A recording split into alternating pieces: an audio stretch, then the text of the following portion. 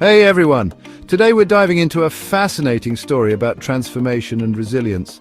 China used to be known for its really smoggy skies and pollution. The air quality was so bad that it often made headlines around the world.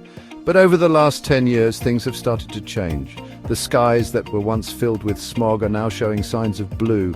People were worried about the air, and it was important to protect everyone's health.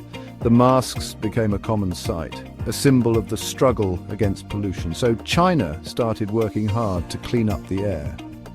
The government took bold steps, implementing strict regulations on industries and promoting cleaner technologies. They got the government involved, used new technology, and even got regular people to help. Engineers developed advanced air quality monitoring systems, and communities came together for tree planting and clean-up events. And guess what? It worked. The collective effort paid off, and the air quality began to improve significantly. The air is getting cleaner. The once smog-filled skies are now clearer, and people can breathe easier. Other countries with the same problem can learn a lot from what China did. The international community has taken notice, and China's efforts are now seen as a model for tackling air pollution. The big change happened in 2013 when China made its first plan to clean up the air. This plan was a comprehensive approach that targeted various sources of pollution.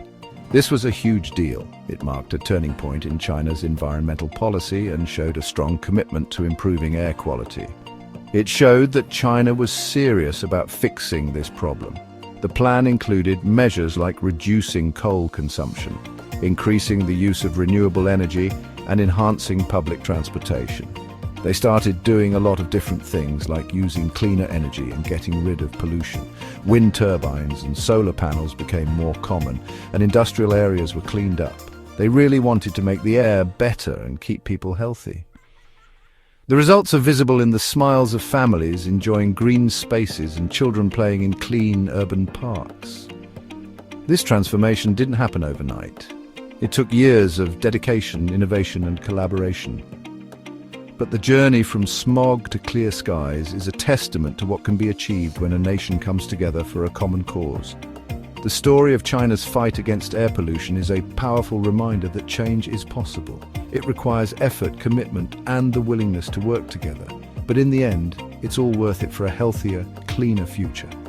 So next time you see a clear blue sky, remember the efforts that went into making it possible. It's a turning point that shows us the power of collective action and the importance of caring for our environment. So this 2013 plan was like a roadmap. It was a comprehensive strategy that laid out the steps China needed to take to tackle its severe air pollution problem. The plan was a response to the growing public outcry over the hazardous air quality that was affecting millions of people across the country.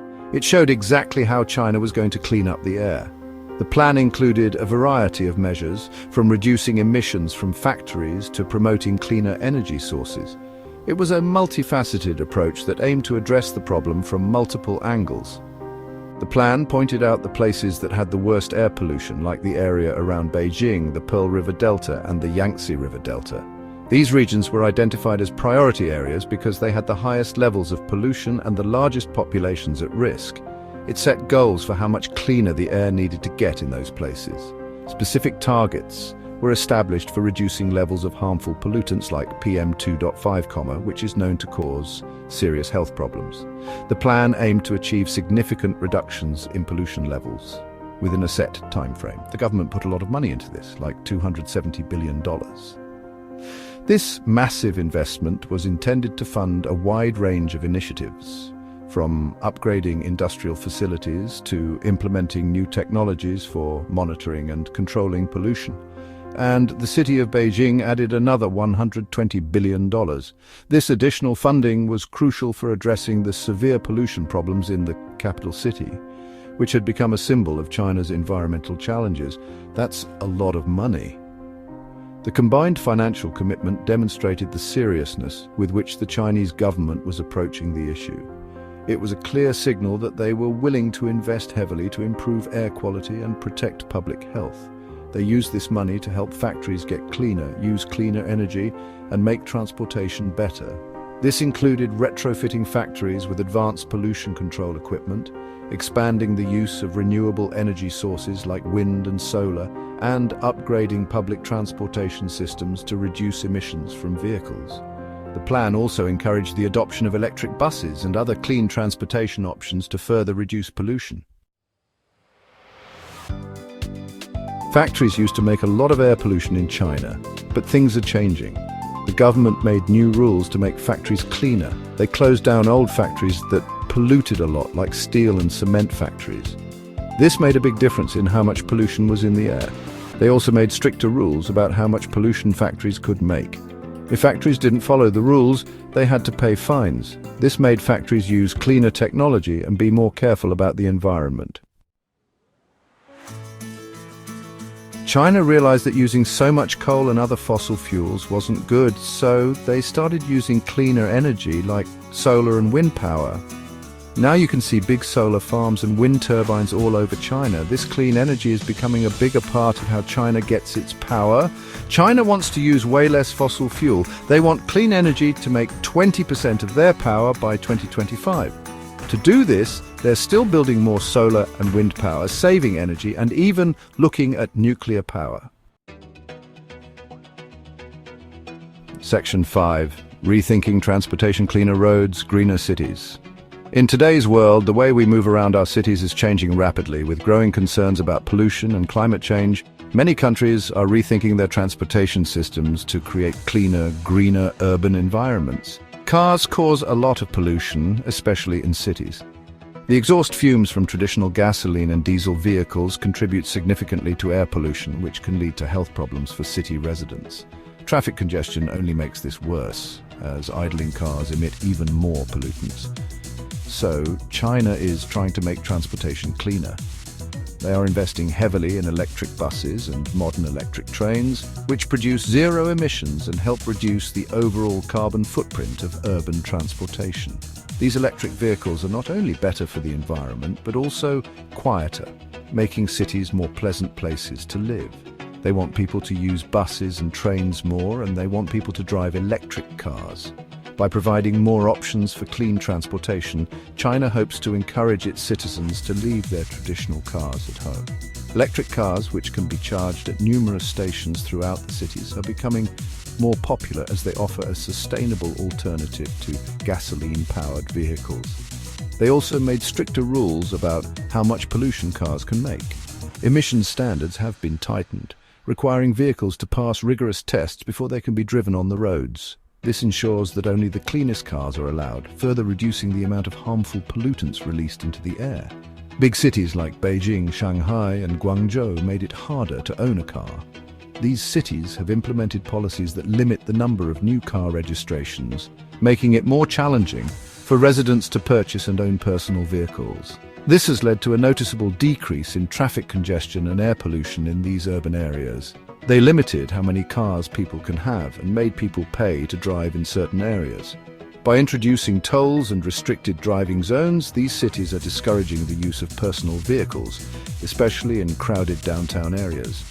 This not only helps to reduce traffic, but also encourages people to use public transportation or other eco-friendly modes of travel.